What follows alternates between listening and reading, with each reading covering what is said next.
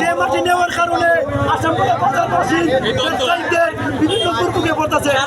তাদের সাথে কোনো কথা হওয়া যায় না, তার সাথে কোনো কথা বলা যায় না। তারা সন্ত্রাসী কর্মকাণ্ড করে। মাটির গাড়ি আর চলবে না, রাস্তা দিয়ে দেয় নাকি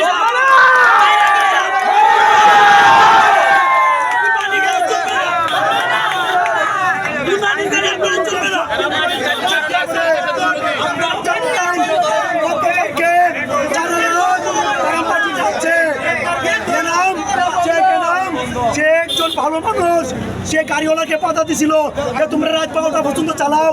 12টার পরে অন্তপক্ষে আমাদের এলাকার মানুষকে ঘুমাইবার জন্য সময় দেও, তারা সেই সময় দেয় না।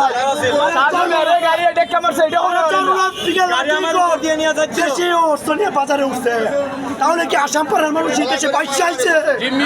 আমরা কি তাদের কাছে চিনি? আজকের থেকে আমরা প্রতিবাদ জানাই, তারা বাজারে উঠতে পারবে না, কোনো গাড়ি চলবে না।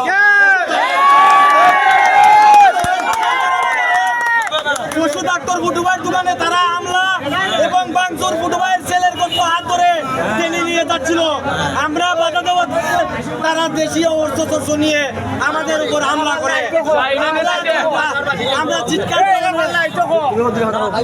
তারা করে আমরা চিৎকার করার মানুষ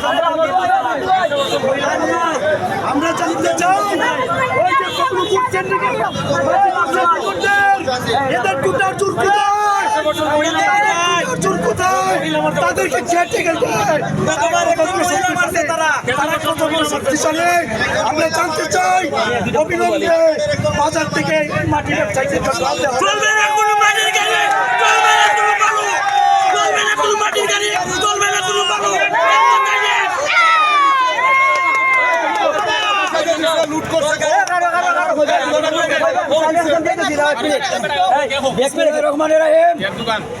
দীর্ঘদিন যাবৎ আমরা বাজারবাসী মাটির গাড়ির অত্যাচারে অতিষ্ঠ।